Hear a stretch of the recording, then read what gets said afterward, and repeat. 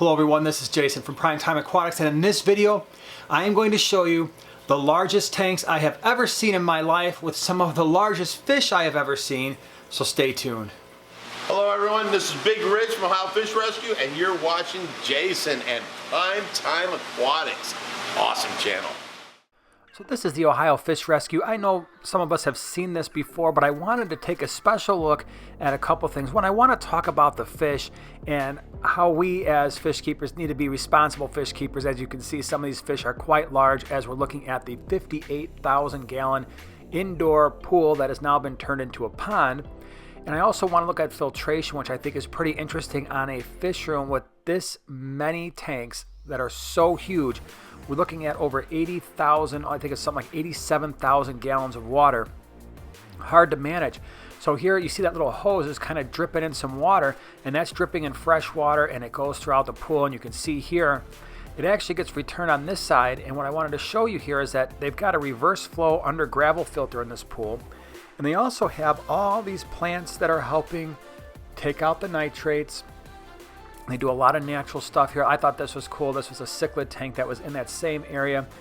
It's a big tank. It's over 300 gallons. I think it was like 350 gallons. It was really cool. I mean, I like the white sand. I like kind of that darker look to it. It was somewhat dimly lit, and it made the fish, I think, feel very comfortable in their surroundings.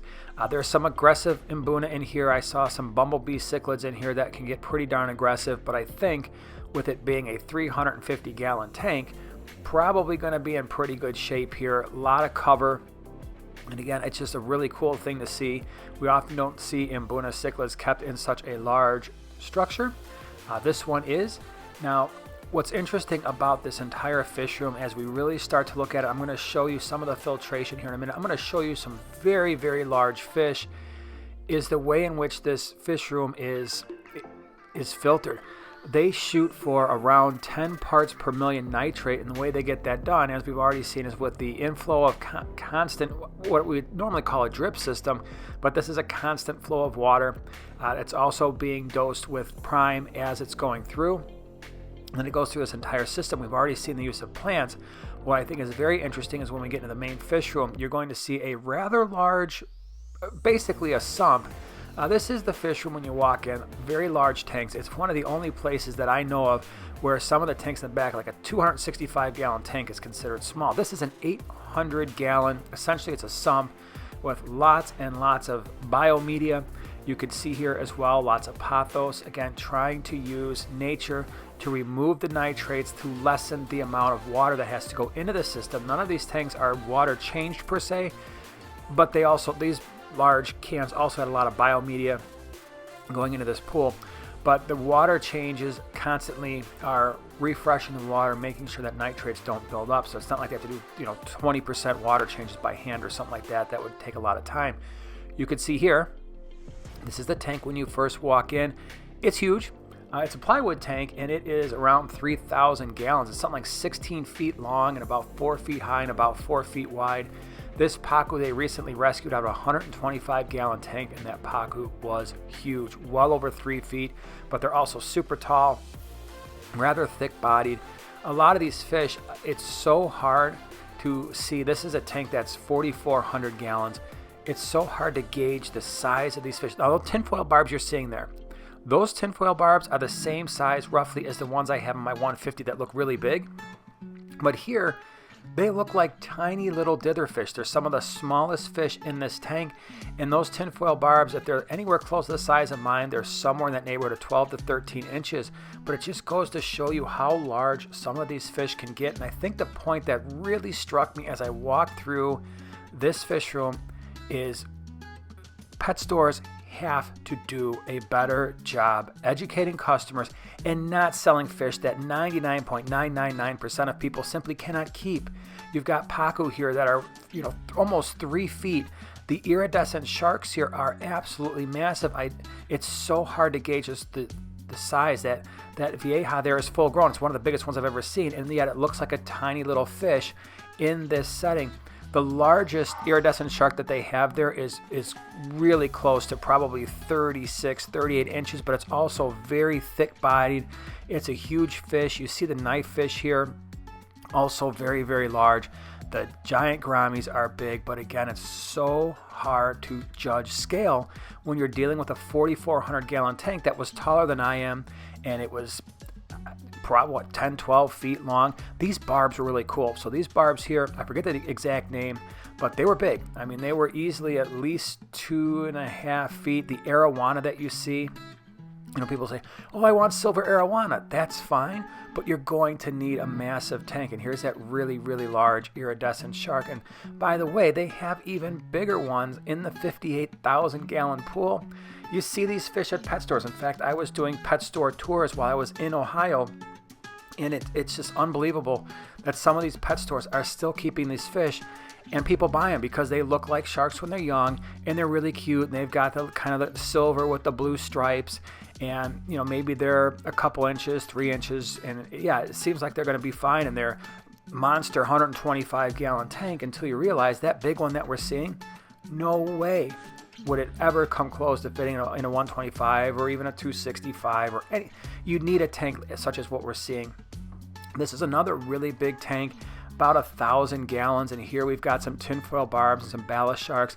And I've said it before, I actually did a video on fish I wish I didn't buy, and ballast sharks and tinfoil barbs were on that list only because when I bought them, I didn't fully appreciate how big they get and how much they like to swim.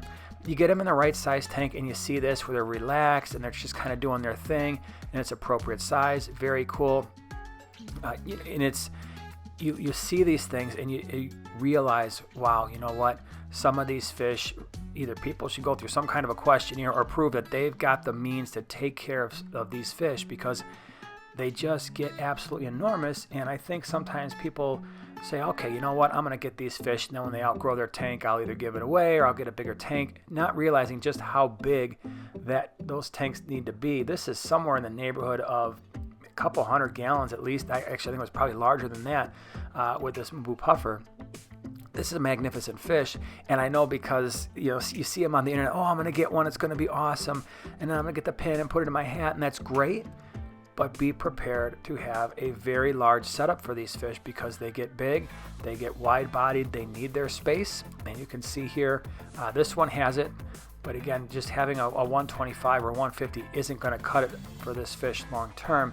And it's just something that we need to think about as we look at these larger fish. And sometimes we see them on the internet and it looks cool, but it's a lot of upkeep to have one of these tanks. This is a 2,200 gallon tank that was at least 10 feet, probably closer to 12 feet long.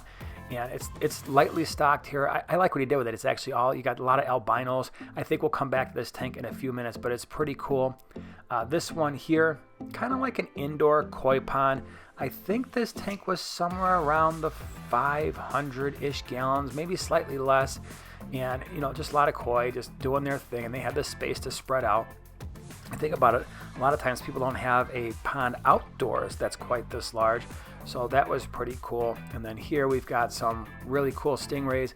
Again, this tank was quite large, had a lot of bottom area. It wasn't a very tall tank. And so with the stingrays, one of the things I think people don't fully appreciate is your 180 isn't going to cut it long term. When these fish get full grown, you need a tank that's got a lot of space. So, this one here at its widest was somewhere in the neighborhood of at least maybe 3-4 feet at least, but that's what they need. This was cool. I just like it. It was an angelfish tank. It was a 90 gallon. It looked like a nano tank in this room, but it's nice to sometimes just see some fish I identify with, like, oh yeah, I keep those too. But it was well done, and it was just kind of sitting out there in the middle of the fish room. One of the things that I found so interesting as I was going through this fish room, keep in mind the Ohio Fish Rescue, by the way, it's a nonprofit. I will put their information down in the description below. They do take donations. It's definitely, they've got a YouTube channel. I will put that in the description below if you want to see more. They take these fish in, a lot of them, most of them are now their personal pets. They don't donate these, they don't give them away, but some of them they do rescue, and then they turn around and allow people to adopt them, but most of their fish are theirs. This was my favorite fish in all the fish room. It was an Abba knife. I really like this fish. I sat here for a while just watching this. I know, monster fish room. You've got all these fish, some of them 3-4 feet long, just massive. And I saw this, and I absolutely loved it. Now, right now, it's probably in a 3 or 4 foot tank. It's relatively small. This is going to be a monster. And so you could imagine someone like, oh yeah, I really want one of these. I've got a 6 foot tank. It should be fine. What happens when this fish grows to full size, which can be somewhere in that 4 foot range, maybe even more, 4 to 5 feet. This one, I would imagine, will most likely wind up either in the 4,400 gallon or maybe even the pool, but just a magnificent fish. Again, a lot of Oscars. It looks like a lot of people turn in Oscars when they realize a couple of things. One, they either they don't have the right size tank, or there's problems with aggression, probably not so much with the Oscar, but other fish. And sometimes, quite frankly, when you get these larger fish, be prepared to have them as a pet for a long time. And I think that's one of the things that can happen is people think, oh yeah, look at these fish. They're so cool. They're so beautiful. They're going to get huge. Not realizing this might be something you have to care for 8, 10, 12, 15 years or more, and then get bored of them later on and realize, oh, I don't want this anymore. I want to change up my tank. And now what do you do with this fish? Not many people can house it. So this was the Ohio Fish Rescue. I hope you enjoyed it. I hope it makes us think a little bit about the fish that we're buying, the fish that are being sold. A big thank you to Rich and the Ohio Fish Rescue for having us out. If you enjoyed this video, share, subscribe, and we'll see you in the next one.